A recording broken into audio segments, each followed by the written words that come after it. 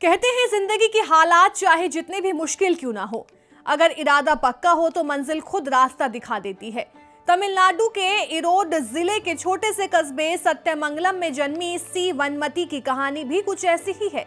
एक ऐसी लड़की की कहानी जिसने गरीबी, सामाजिक दबाव और असफलताओं के बावजूद अपने सपनों को सच कर दिखाया और बनी भारतीय प्रशासनिक सेवा यानी IAS की अधिकारी। वनमती का जन्म एक बेहद साधारण परिवार में हुआ।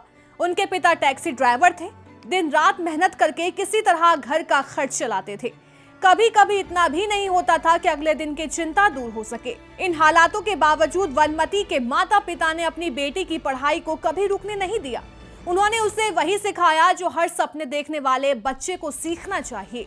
हालात नहीं, हौसला इंसान की पहचान तय करता है। बचपन में वनमती स्कूल से लौटकर घर के कामों में हाथ बटाती थी। कभी भैंसों को चराने जाती, कभी खेतों में मदद करती, लेकिन इन सब के बीच भी उनकी किताबें कभी उनसे दूर नहीं रही। जैसे जैसे वनमती बड़ी हुई, समाज की सोच उनके रास्ते में आने लगी। जब उन्होंने 12वीं कक्षा पास की तो रिश्तेदारों ने उनके माता पिता पर दबाव डालना शुरू कर दिया कि लड़की अब बड़ी हो गई है, इसकी शादी कर दो। लेकिन वनमती ने ठान लिया था कि वो पढ़ेंगी, आगे बढ़ेंगी और अपने दम पर कुछ बनकर दिखाएंगी। उनके माता पिता ने भी बेटी के सपनों के आगे समाज की बातों को नकार दिया। वनमती ने कंप्यूटर एप्लीकेशन में पोस्ट ग्रेजुएशन डिग्री हासिल की, अपनी पढ़ाई जारी रखी। यही वो दौर था जब उन्होंने ठान लिया कि अब लक्ष्य सिर्फ एक IAS ऑफिसर बनना है। सी वनमती को IAS बनने की प्रेरणा दो जगह से मिली।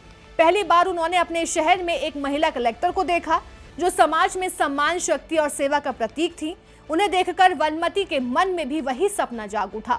दूसरी प्रेरणा उन्हें एक टीवी सीरियल से मिली, वो था गंगा यमुना सरस्वती।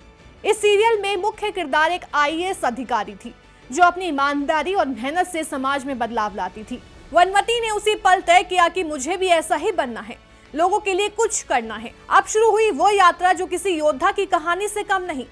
पहला अटेम्प्ट 2011, वनमती इंटरव्यू राउंड तक पहुंची लेकिन सफलता नहीं मिली। दूसरा अटेम्प्ट 2012, इस बार तो वो प्रीलिम्स में ही असफल रही।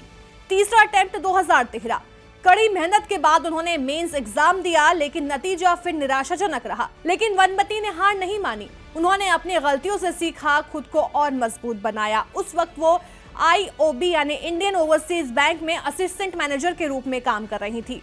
दिन में नौकरी और रात में पढ़ाई, यही उनकी दिनचर्या थी। फिर आता है चौथा अटेम्प्ट 2015 और इस बार किस्मत ने मेहनत के आगे सिर झुका दिया। वनमती ने ऑल इंडिया रैंक 152 हासिल की और बन गई IAS अधिकारी। आज सी वनमती 2015 बैच की IAS अधिकारी हैं।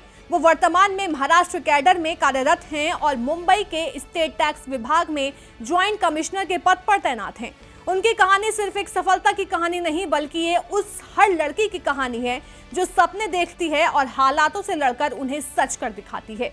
वनमती साबित करती हैं कि अगर आप सच में कुछ करने का हौसला रखते हैं तो आपकी मेहनत एक दिन जरूर रंग लाती है।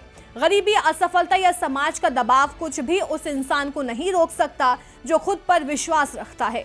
सी वनमती की कहानी सिर्फ IAS बनने की कहानी नहीं, बल्कि कभी हार न मानने की कहानी है।